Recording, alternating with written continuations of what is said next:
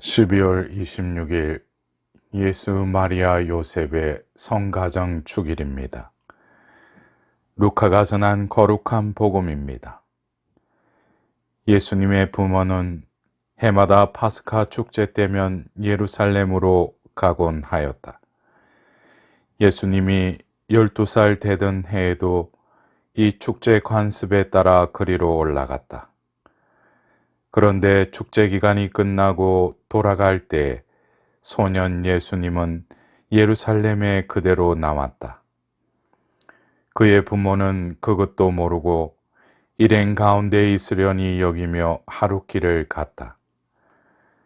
그런 다음에야 친척들과 친지들 사이에서 찾아보았지만 찾아내지 못하였다.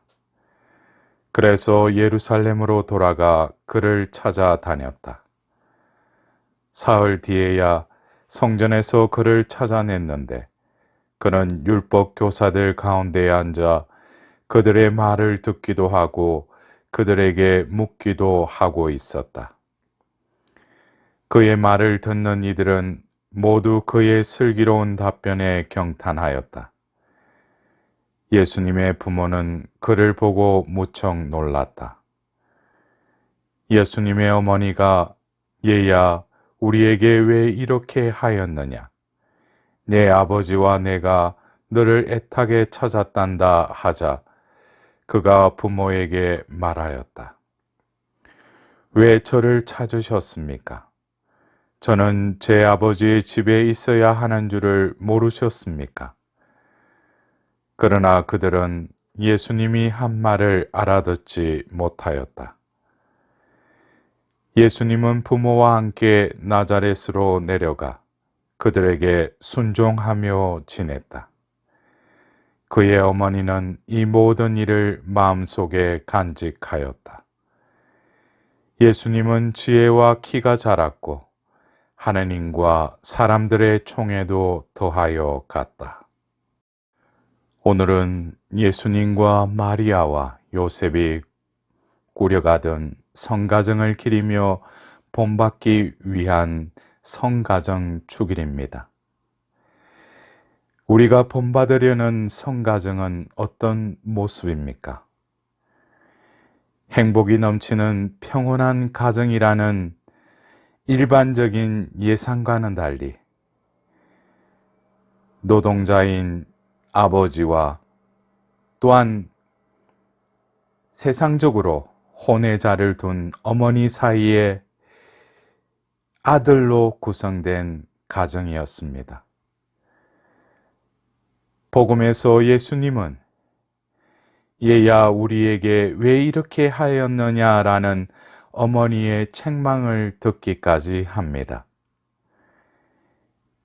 이러한 가정이 우리가 생각하고 이상화하는 성가정이라는 것입니까? 그렇다면 말씀에서 드러난 성가정의 기준은 무엇일까요? 오늘 말씀 전례에서 일독서를 통하여 부모에게 순종하라는 말씀을 들었습니다. 오늘 이 독서에서는 부부간의 사랑과 순종을 당부하고 있습니다. 오늘 복음에서도 예수님은 부모와 함께 나자렛으로 내려가 그들에게 순종하며 지냈다라는 말씀을 통해서 이 성경에 드러나는 이 성가정은 이 말씀 전례의 두 개의 독서와 복음에 공통적으로 순종을 언급하는 것을 우리는 바라보아야 할 것입니다. 순종이 성가정의 조건인 것입니다. 사람들은 순종이라는 단위를 거북스러워합니다. 개성과 평등, 주체성, 자기 실현 등을 강조하는 현대인들은 권위적이며 억압적인 뉘앙스를 지닌 순종의 거부감을 느낍니다. 그렇다면 성가정의 조건이 왜 순종일까요?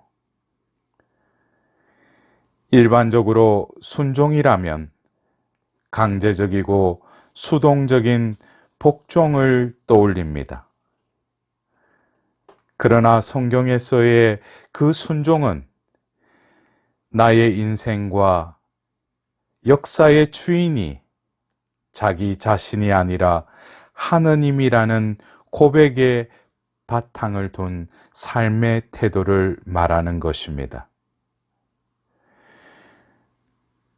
내 삶과 역사의 주인이신 하느님의 말씀을 듣고 자발적으로 따르는 태도가 순종인 것입니다. 인간과 하느님의 관계에서 순종과 불순종의 대립은 구약으로부터 신약에 이르기까지 계속 다루는 주제이기도 합니다.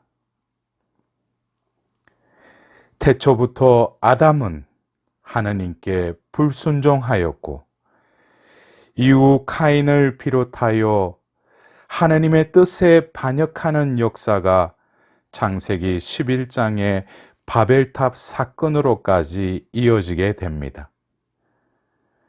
결국 인간은 파멸로 떨어지게 된 것입니다. 이에 반해 하느님의 구원 역사는 아브라함의 순종에서 시작되어 성조들을 통해 면면이 이어지다가 세상에 오셨을 때부터 십자가에 달려 죽기까지 순종하시는 예수님에 의해 완성됩니다. 예수 그리스도께서는 하느님께 순종하셨기에 그리스도를 따르려는 이들도 하나님께 순종을 합니다.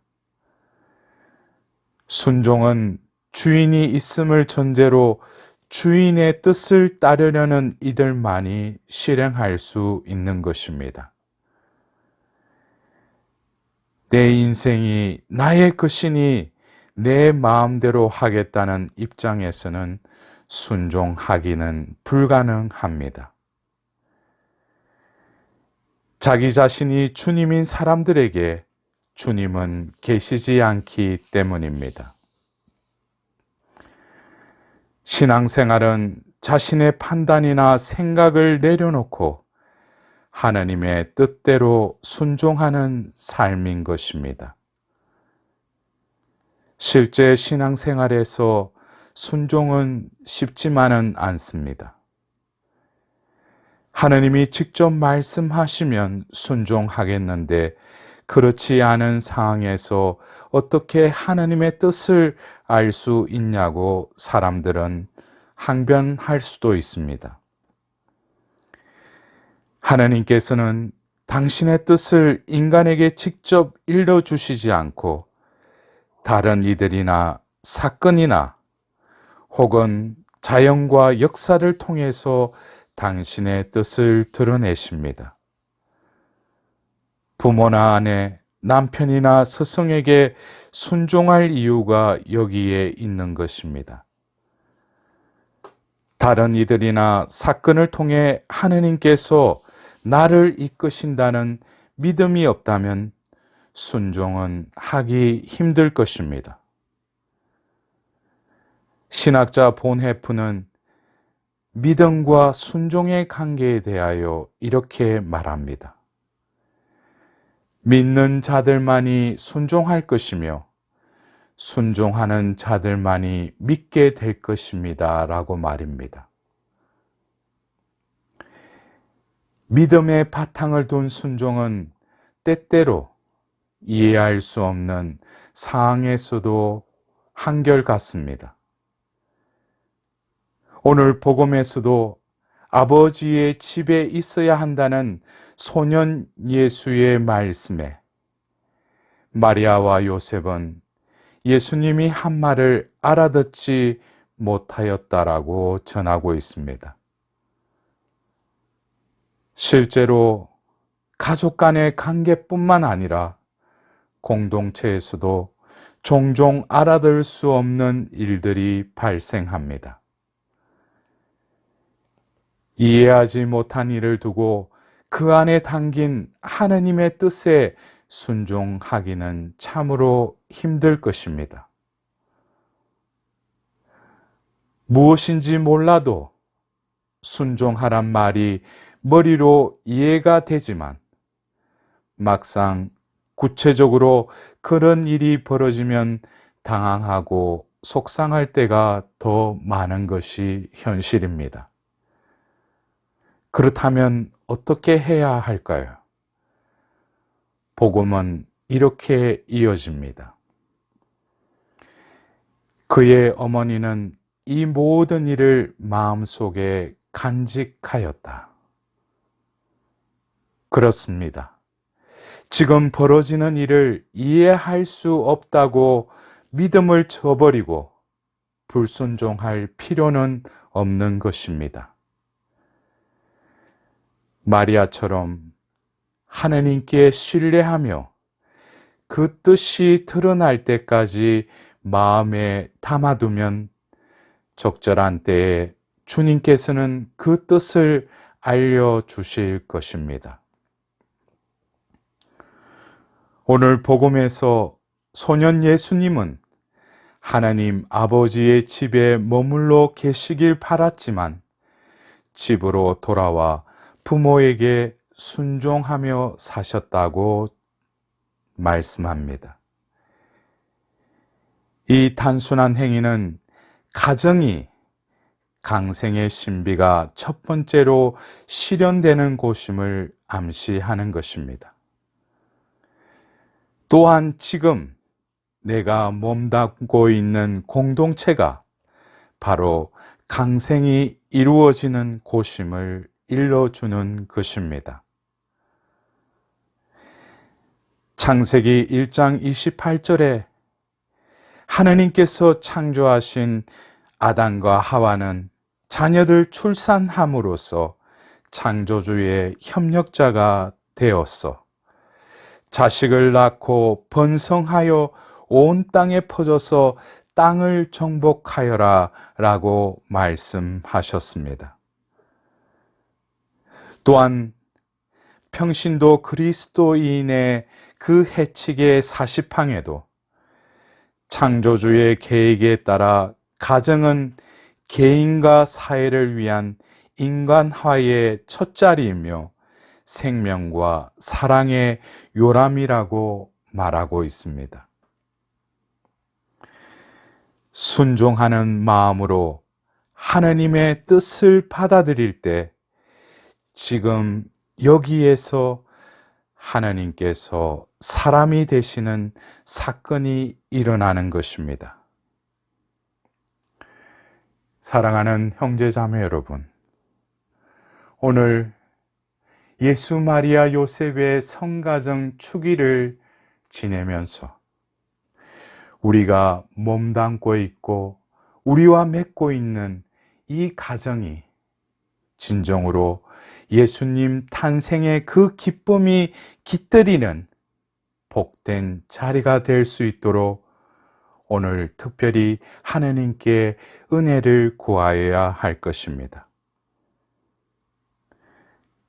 서로 간의 존중과 배려와 사랑이 연근한 그 보금자리인 그 가정의 구성원들은 오늘 복음의 끝부분에 예수님은 지혜와 키가 자랐고 하나님과 사람들의 총애도 더하여 갔다라고 전하고 있습니다. 하나님을 신뢰하며 한결같이 순종함으로써 나날이 더 지혜로워지고 하나님의 은총과 사람들의 사랑이 우리 안에서 나날이 자라날 수 있도록 우리 가정과 또 이 세상의 모든 가정을 위하여 하나님께 기도하는 하루가 되었으면 합니다.